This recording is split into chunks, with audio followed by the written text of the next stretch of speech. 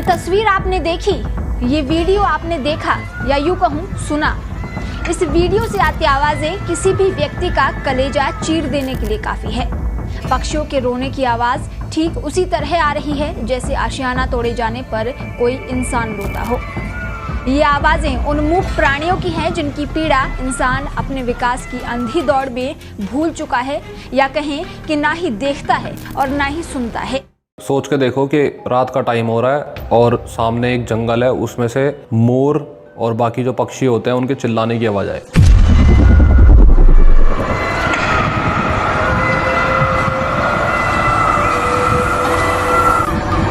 मतलब उनकी आवाज़ ऐसी है कि आपको समझ में आ रहा है कि उनकी आवाज़ में दर्द है, और आप अपने कमरे से या घर जो भी आपका है उससे आप बाहर आओ और आप देखो कि बहुत सारे बुलडोजर्स और जो पेड़ों को काटने के लिए ज़रूरी होता है सामान, वो सब लेके लोग खड़े हुए हैं और पेड़ काट रहे हैं।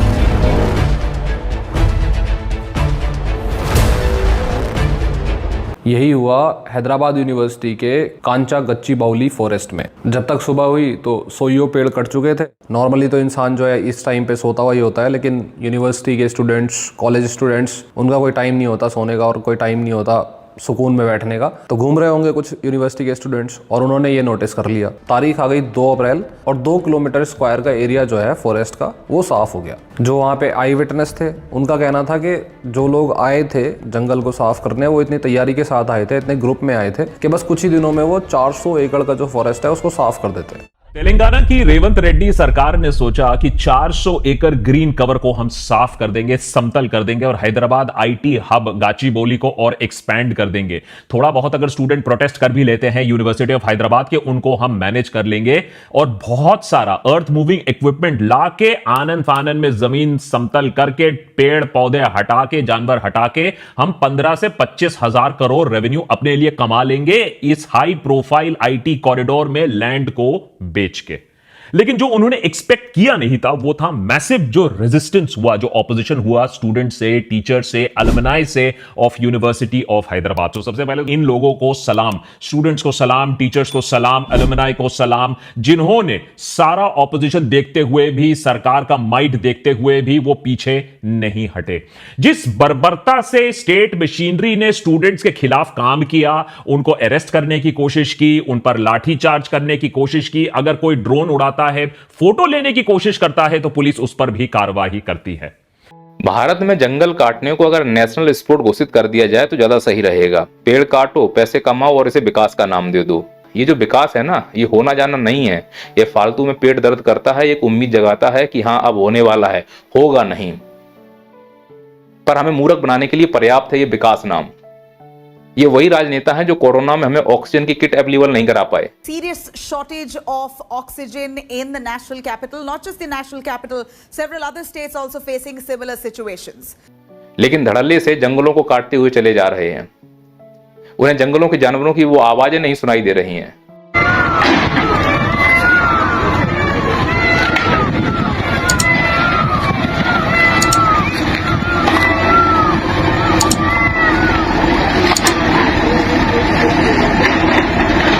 तो जो ऑर्गेनाइजेशन यहाँ पे पेड़ काटने आई थी वो अपनी पूरी तैयारी के साथ आई थी। उनके साथ में पुलिस भी थी, पुलिस गार्ड्स। तो पुलिस ने स्टूडेंट्स को डिटेन करना स्टार्ट कर दिया। अप्रॉक्सीमेटली 50 स्टूडेंट्स को उन्होंने डिटेन किया। हालांकि पुलिस ने बाद में सफाई दी कि स्टूडेंट्स ने जो है वो डंडे और पत्थर चलाने शुरू कर दिए थे और हमने सिर्फ 2 बंदों को अरेस्ट किया। But I highly doubt that, क्योंकि जो वीडियोस और क्लिप्स और आर्टिकल्स और टेस्टिमनी सामने आई उसमें लग रहा था कि पुलिस ने इससे तो कुछ ज़्यादा ही किया होगा।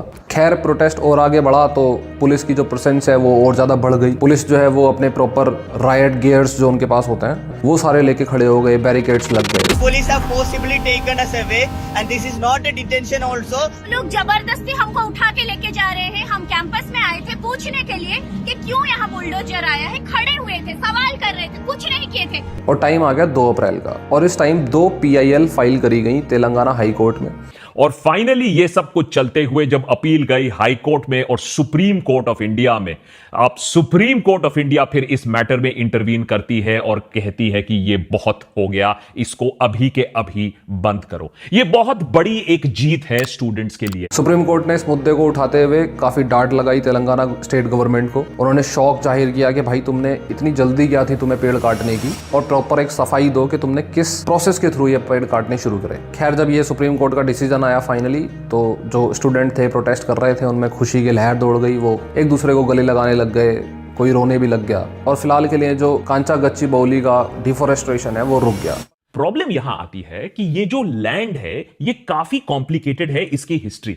अब ये जो लैंड है, यूनिवर्सिटी ऑफ हैदराबाद कहती है कि 1974 में जब हमें कंसेशन दिया गया था, तेलंगाना एजिटेशन हुआ था, उस समय हमें ये लैंड यूनिवर्सिटी के साथ मिला था। साथ ही साथ इस लैंड को लंग स्पेस ऑफ हैदराबाद कहा जाता है। अगर आप इकोलॉजिकल मेकअप देखो इस 400 एकड़ पार्सल ऑफ लैंड का, तो ये काफी बायोडाइवर्सिटी रिच है। अब इस पर डिबेट हो सकता है ये फॉरेस्ट है या नहीं है, लेकिन इसमें नेचुरल रॉक फॉर्मेशंस है, वाटर बॉडीज है, डेंस वेजिटेशन है, और विभिन्न प्रकार के wildlife and plant species रहते हैं। 455 species of flora and fauna कहा जाता है, including peacocks, buffaloes, lakes, mushroom rocks.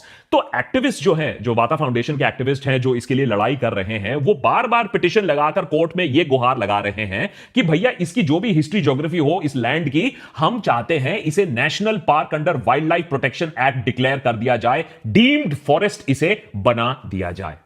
मुझे तो लग रहा है कि यहाँ के जानवर कह रहे होंगे कि लगेगी आग तो आएंगे कई घर इस जद में, यहाँ अकेला हमारा मकान थोड़ी ही है।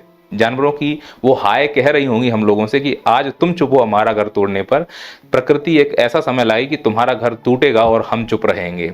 इसीलिए जो अन्याय हो रहा है बेजुबानों पर, उस अन्याय के खिलाफ हमको बोलना होगा। यह कहकर कि यह विकास के लिए किया जा रहा है, इस प्रकार से जंगलों की कटाई का हम समर्थन नहीं कर सकते। इतना सारा प्रोटेस्ट हुआ, सिटीजंस अपील हुआ, लेकिन स्टेट गवर्नमेंट ने किसी की नहीं सुनी, अपने प्लान पर डटी रही, रात के सन्नाटे पर भी और कोर्ट के ऑर्डर आने पर भी। सबसे बड़ा एलिगेशन यह है कि कोर्ट के ऑर्डर आने के बाद भी पेड़ गिराए जा रहे थे। स्टूडेंट्स जिन्होंने ड्रोन उड़ाए शॉट्स लेने के लिए, सच्चाई दिखाने के लिए, उन्हें भी धर दबोचा गया। कि गच्चीबौली की बात यह नहीं है कि भैया लैंड कौन लीगली ओन करता है, सवाल यह है कि आप दिमाग लगा रहे हो कि इस लीगली ओन्ड लैंड के साथ आप क्या करना चाहते हो।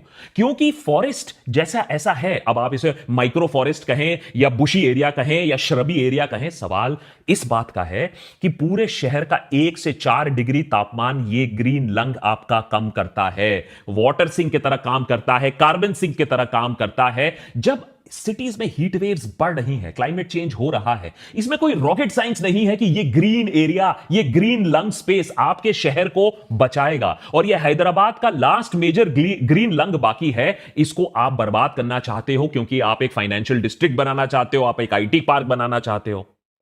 इसीलिए अपनी आंखें खोलिए, जो गलत हो रहा है उसका विरोध करना है। पार्टी आपकी हो, पराई हो, नेता आपका हो, पराया हो, आप लेफ्ट हो, राइट हो, अंत में एक भारतीय हो। जो गलत होगा, अगर उस गलत को कोई गलत नहीं बोलेगा तो भारतीय तो नहीं है, वो देशद्रोही है।